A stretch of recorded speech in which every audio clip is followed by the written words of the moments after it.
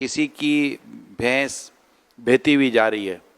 کیونکہ یہ سیلاب کا جو پانی ہے نا جانور بہا کر لے کے جا رہا ہے، تو عموماً بھینسیں ڈوبتی نہیں، بعضوں کا تیرتی ہوئی جا رہی ہوتی ہیں۔ اب آگے جا کر یہ کہیں کنارے پہ لگ گئی یا یہ رک گئی یا کسی کے ہاتھ میں آ گئی، اب یہ جس کے ہاتھ میں آئی یہ جانور یا بھینسیں آئی، اب اس کو کیا کرنا چاہیے؟ بھینس بہتی ہوئی آئی یا گائے یا بکرا یا بکری یا کسی طرح کی مرغی مرغا ہاتھ آ گئے یا کوئی مطلب سامان برتن اس طرح کی چیزیں بہتی ہوئی آئیں، تو یہ مطلب ہمارے لیے مال غنیمت نہیں ہے، یہ کسی کا ہے، انڈرسٹوڈ ہے۔ تو یہ بے شک ان جانوروں کو اور ان چیزوں کو سنبھالنا ثواب کا کام ہے کہ ہم سنبھالیں اس نیت سے کہ ہم اس کے مالک کو تلاش کریں گے۔ اب اس میں شریعت کے معاملات یہ ہوں گے کہ جیسے ہم مالک کو تلاش کریں اس کے،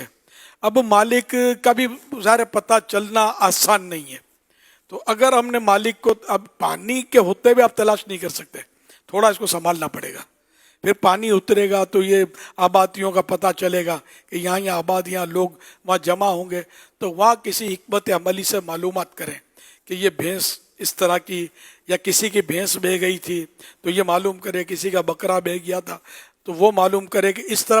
پتہ لگائے، پھر اس کو نشانی پوچھ کر یہ کوئی ایسی مطلب علامت، یا بعض اوقات تو قابل اعتماد آدمی ہوتا ہے، بعض اوقات یہ بھی ہوگا کہ وہ جھوٹ بول کے بھی لے لے گا، یہ بھی ہو سکتا ہے۔ تو اپنے طور پر پوری کوشش کر کے جو اس کا مالک ہے اس تک آپ پہنچا دیں وہ چیز، بہت زیادہ آپ ثواب کے حقدار ہوں گے۔ اب اگر مالک ملتا ہی نہیں ہے تو اس صورت میں اس کا مسئلہ یہ ہوتا ہے، اس کو لقطہ بولتے ہیں ان چیزوں کو، اس کا مسئلہ یہ ہوتا ہے کہ اگر خود مسکین ہے، غریب ہے، حقدار ہے، تو وہ چیز اب خود رکھ سکتا ہے، یا کسی حقدار کو دے دے، یا مسجد مدرسے کے چندے میں بھی اس کو دے سکتا ہے۔ اس کی صورت یہ کہ اگر اپنے لیے پکڑ لیا تھا کہ میں رکھ لوں گا،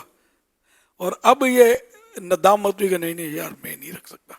تو اب تو یہ فرض ہو گیا تھا کہ اس کو تلاش کرے، اور اگر وہ نہیں ملتے تو اب یہ اپنے لیے نہیں رکھ سکتا۔ جب مالک کی امید قطع ہوئی، نہ مسجد یا مدرسے کے چندے میں دے سکتا ہے، اس